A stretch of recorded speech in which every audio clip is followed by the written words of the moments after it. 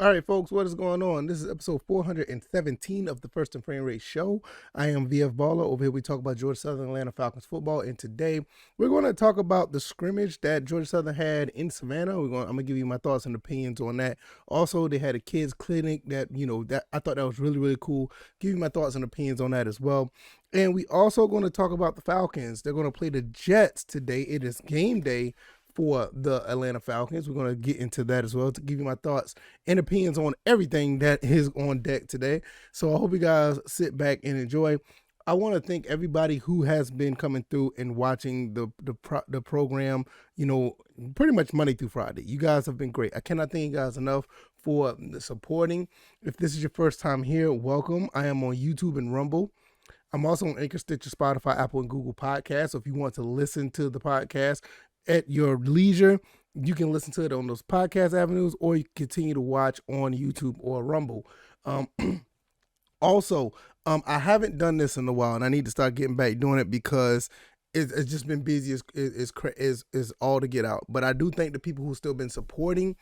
I do have a Patreon, and over there I do like an extra episode of the show pretty much every Sunday or Monday. I have an extra episode up either on those days, and those episodes are basically for stuff that's outside of Georgia Southern and Atlanta Falcons football. Maybe I have a little bit of that stuff in it, but if you want to support, the link is down in the description. You can go check that out, and I very much appreciate it. I cannot thank you guys enough.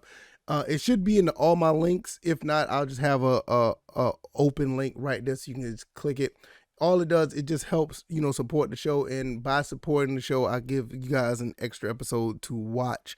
So thank you guys for, just checking it out. And if you're already supporting, I really, really appreciate it. Enough of all that stuff. Let's go ahead and get into this. Georgia Southern holds another scrimmage. This time it was in Savannah, Georgia at Memorial Stadium. I'm originally from Savannah, and Memorial Stadium is basically it's not really, really, really historic, but it's a historic icon in Savannah when it comes to football. Georgia Southern has played there back in the 80s. Some of the big football games are played there for when it comes to high school. It seats very well for a high school stadium. It's just a really nice place to go to if you want to watch football, and I love it there. I mean, there's been plenty of times I went there growing up watching, either Savannah High or watch Beach or Benedict College, and Benedict College, Benedictine Academy.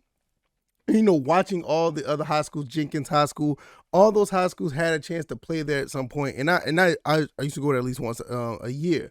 So Georgia Southern took the chance to go down there, which is really cool because it extends Georgia Southern back into the Savannah area, where Savannah State really, as far as colleges go, that's the first college you really think about in Savannah when it comes to football. It brings the Eagles out there once again so people could come out and watch them practice. And for the practice, I'm gonna give you some stats and opinion and stats on what happened in the game, and another solid performance for the team.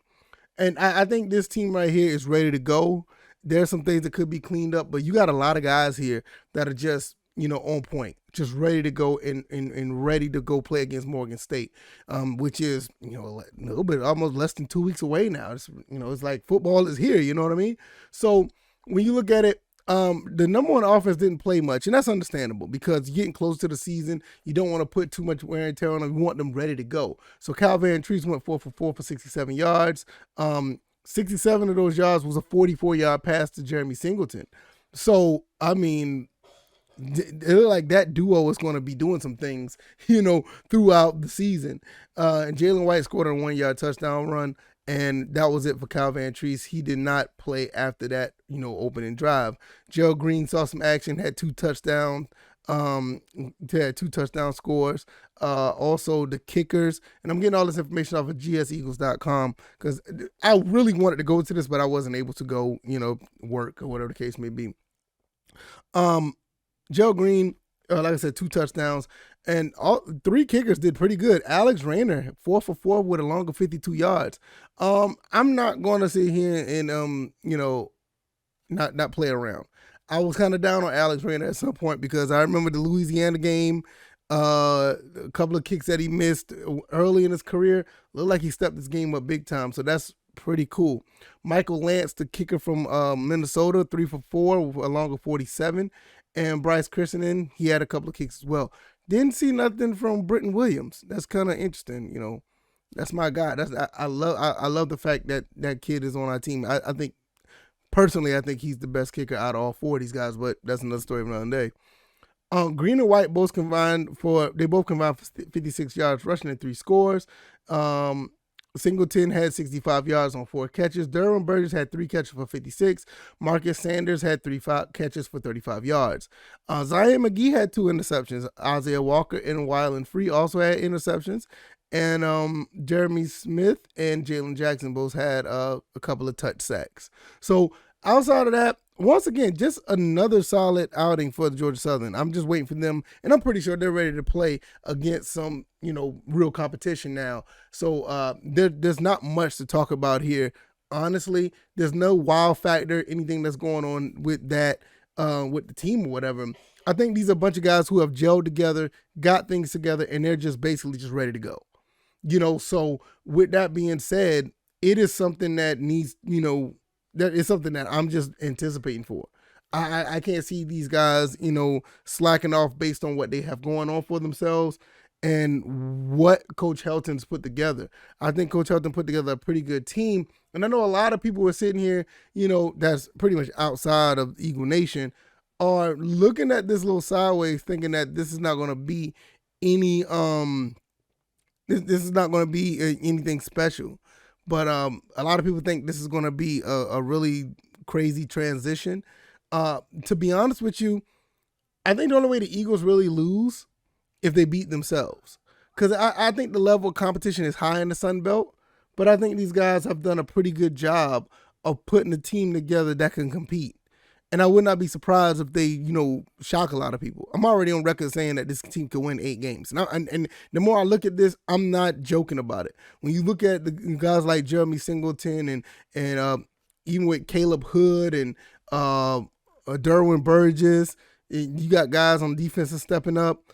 The running game, I just got finished talking about Jalen White, how I think he could probably be the best running back in the Sun Belt, honestly. If anything, our offensive line may be, somewhat of a liability, and there's already been rumbling saying that the tight end position could be as well. So if we can get things moving on the offensive line and get the trenches together, I think we're going to be a problem because we got too many weapons on the outside that teams can't stop. Some people say that this wide receiver group is like very, very, very, very good. And you got a quarterback like Cal Van Treese, you keep him upright, it's going to be a problem. So we're going to see how this plays out. They're going to be playing Morgan State September 3rd. I'm not going to be able to go to that game because I got something in store for September 3rd. Hopefully you guys hang around. And I hope you guys hang around and see what's going on September 3rd. I got something that I'm going to pull up my sleeve. I think it's going to be very fun and interesting because the fact that I'm not going to be able to go to the game in Statesboro, I got something that's probably just as good in store for you guys. So hopefully we'll see how that plays out. This is going to be really fun. All right. Before I go and transition over to the Falcons, the kids clinic. I watched some clips of the kids clinic, and this is really cool. I love watching stuff like this, like when kids who love the game of football, who love the Georgia Southern Eagles, or, just not even necessarily know much about football and willing to learn about the game and see if there's something for them. When you get the players involved with having kids, learn about the game and teaching them and showing them and leading them what they can do or what the game is about, I think it's a really good, really big deal. Get them to interact with the kids, interact with the players, and it gives them something to look up to when it comes to not only just that moment, but throughout the entire season. Because kids, for the most part, they're very impressionable. And when you get kids involved in something positive like this, they tend to continue to spread that positivity. A lot of kids, I say this with my son. You show them a little bit of positive outlook on things, and they just continue to, they continue to mimic it. They continue to blossom within that positivity. And when you get them into something like football, which is very team and oriented, and there's a lot of conglomerate and togetherness, it just brings a lot of good vibes and a lot of positivity. So you're probably looking at a lot of future Eagles, whether it be in football or any other sport. With them having this experience with Georgia Southern, will probably want them to follow this team up throughout their childhood. So this is a really big deal. This is not just something like, oh, we're going to teach kids to play football, and no, this could carry them. Even if they feel like football is not for them, they'll still love the team. They'll still watch the team. They'll still be able to support and grow with the team. And this is, like I said, a while back, I think this is a very special moment for Georgia Southern, because now you have a new coach, a new outlook, a new era, 40 years in the making. So this is the 40th year of the program being, up started again, and you got all this stuff going on. This could make it a very special year for this program. And with the kids involved as well, it's going to be really nice to see. I can't wait to get to Paulson sometime this year. I got plans to come to a couple games, and I can't wait to see how it's going to look, because this is so much positive, energy going into the season. I just hope it continues to stay that way, and we continue to build from 2022 and 2023 and beyond. I think that's really cool. So kudos to the Georgia Southern football team of getting the kids clinic out there. We already did a women's clinic a few weeks back. It's just going to continue to get better. And hopefully all this just continue to bring positivity and good news and a couple of wins, more than a couple of wins for the program. So I think that is pretty awesome. All right, let's transition over to the Falcons and the Jets. I don't have much to say here. Now, I said that the Georgia Southern Eagles are ready to go. The Falcons are in a situation where they're going to have to continue to get better. The level of competition in the NFL is way, way more intense, much, much higher for the Falcons. And unlike Georgia Southern, where they're kind of got everything in a row to compete with the Sun Belt, the Falcons have everything in a row just to be a formidable team. Now, they're going up against the Jets, and kind of similar to what they had to deal with the Lions, it's going to be a very similar situation. Coach Arthur Smith wants them to get better and clean up a lot of mistakes that happen. Now, when you look at the Lions game, we probably didn't see a lot of big time glaring mistakes. There was some, players for the Lions that were, some wide receivers that was open. And I want people to understand this. That's going to happen. I don't care if you're in the preseason, you're in the regular season or the postseason. You're going to have receivers open in the NFL. The problem is can you stop them when it's time, like when they're about to score, or can you hold them to field goals when they're in the red zone? Because when the field gets shorter, the coverage should get tighter. But throughout the NFL in general, you're going to get players that are open. You're not going to have a bunch of people on the field like a bunch of AJ Terrells. Yeah, in an ideal world, that's great. But, some quarterbacks are going to complete passes. You just have to stop the bleeding. It's a pass-driven league. So that is one of the main concerns that a lot of people were saying about the Falcons throughout the Lions game. But this is a pass-driven league. That's going to happen. Can you stop them when it's time to stop them? Can you stop them and limit them to X amount of scores? I think the 23 points that the Falcons gave up was a little bit too much. I want to see that come down to maybe 17-20, because if you hold a team down to 17 to 20 points, you got a very good chance of winning any football game.